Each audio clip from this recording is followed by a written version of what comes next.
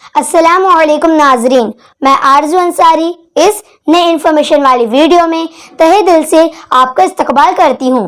तो आइए बिना ज़्यादा बात किए शुरू करते हैं आज का वीडियो। पिछले एपिसोड का सवाल, हुजूर सल्लल्लाहु अलैहि वसल्लम ने कितनी बार हज अदा फरमाया? आपके ऑप्शन थे ये: ए 1 हज अदा किए, बी 4 हज अदा किए, सी 6 हज अदा किए, डी 2 हज अदा किए। और माशाल्लाह आप लोगों ने सही जवाब दिए थे। सही जवाब है डी, 2 हज अदा किए। हिजरत से पहले 2 या 3 हज अदा फरमाए और हिजरत के बाद मदीना मुनव्वरा में सिर्फ 1 हज अदा फरमाया, जो हुज्जतुल वदा के नाम से मशहूर है।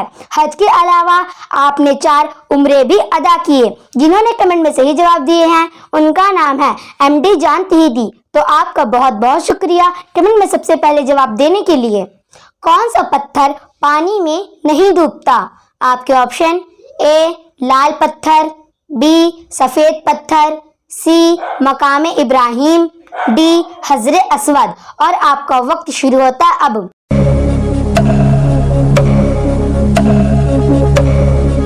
सही जवाब है डी, हजरे असवद। एक ऐसा पत्थर है जो कभी पानी में नहीं डूबता। और इतना ही नहीं बल्कि इस पत्थर की एक बहुत बड़ी खासियत है, इसको आग में भी डाल दिया जाए तो ये पत्थर गर्म नहीं होता। आज मैं आपको हजरे असवद की हिस्ट्री बताने वाली हूँ।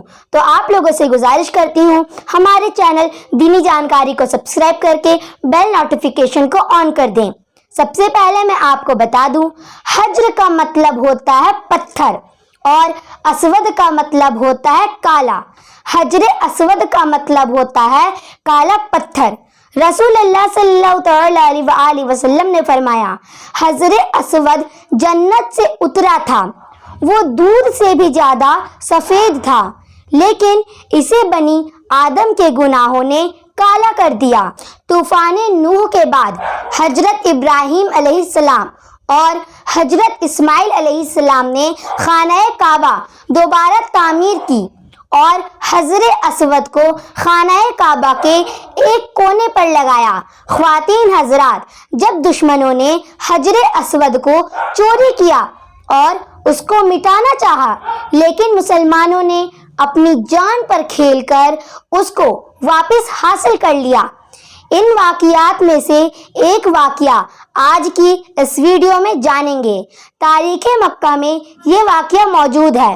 बहरीन के हाकिम अबू ताहिर सुलेमान खिरामती ने मक्का मुअज़्ज़मा पर कब्जा कर लिया और खौफ का आलम ऐसा था, इस साल हज्जे बैतुल्लाह भी ना हो सका। अबू ताहिर सुलेमान ने खाना काबा से हजरे असवद को निकाला और अपने साथ बहरीन ले गया। तकरीबन 22 साल तक खाना काबा हजरे असवद के बिना रहा। इसके बाद बनु अब्बास के खलीफा बहरीन के हाकिम अबू ताहिर के साथ फैसला करने के लिए गए और 30,000 दिनार दिए। तब हजरे असवद खाना काबा को वापस किया गया। जब हजरे असवद को बहरीन से वापस मक्का लाना था तो खलीफा ने एक बहुत बड़े आलिम और मुहद्दिस शेख अब्दुल्ला को एक जमाअत के साथ बहरीन भेजा। ये वाक़या अल्लामा सैयदी की रिवायत में इस तरह से नकल किया गया है, जब शेख अब्दुल्ला हजरे असवद को लेने बहरीन पहुँचे तो बहरीन के हाकिम ने खुशबूदार गिलाफ से एक पत्थर निकाला और कहा, ये हजरे असवद है, इसे अपने साथ ले जाएं। लेकिन शेख अब्दुल्ला ने फरमाया, नहीं, हजरे असवद में 2 निशानियां हैं। अगर इसमें वो 2 निशानियां पाई गई तो ही हम इस पत्थर को अपने साथ लेकर जाएंगे। पहली निशानी ये पत्थर पानी में नहीं डूबता। और दूसरी निशानी ये, इस जन्नती पत्थर को दुनिया की आग गर्म नहीं कर सकती। चुनांचे जब उस पत्थर को पानी में डाला गया तो पत्थर डूब गया और गर्म किया गया तो गर्म होकर फट गया। फौरन मुहद्दिसीन ने फरमाया, ये हमारा हजरे असवद नहीं है। پھر بادشاہ نے کہا دوسرا پتھر لاؤ، تو شیخ عبداللہ نے پھر وہی کیا، آگ میں ڈالا، پانی میں ڈالا، آگ میں گرم بھی ہو گیا اور پانی میں ڈوب گیا۔ محدثین نے فرمایا ہمیں ہمارا حجر اسود دو۔ بادشاہ کے کہنے پر اصلی حجر اسود لایا گیا۔ جب اسے آگ میں ڈالا تو ٹھنڈا نکلا، جب پانی میں ڈالا تو تیرنے لگا۔ محدثین نے فرمایا یہ ہمارا حجر اسود ہے، کعبہ کی زینت ہے۔ تاریخ مکہ میں یہ واقعہ درج ہے۔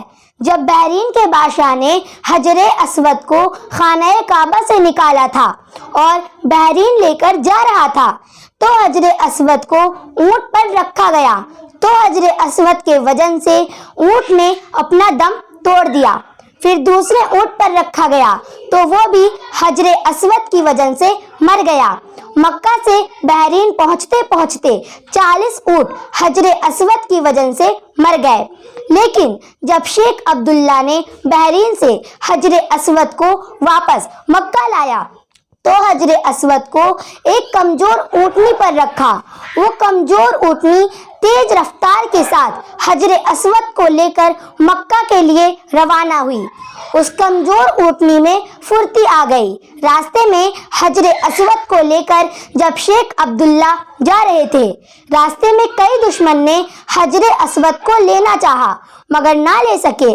رسول اللہ صلی اللہ تعالی علیہ وآلہ وسلم نے فرمایا حجر اسود اور مقام ابراہیم جنت کے یاقوت میں سے 2 یاقوت ہیں۔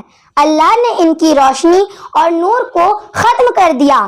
اگر اللہ ان کی روشنی کو ختم نہ کرتا تو کسی شخص میں یہ طاقت نہیں تھی حجر اسود کی طرف آنکھ اٹھا کر بھی دیکھ سکے، اور اس کی روشنی کی وجہ سے مغرب اور مشرق کے درمیان والا حصہ روشن ہو جاتا ہے۔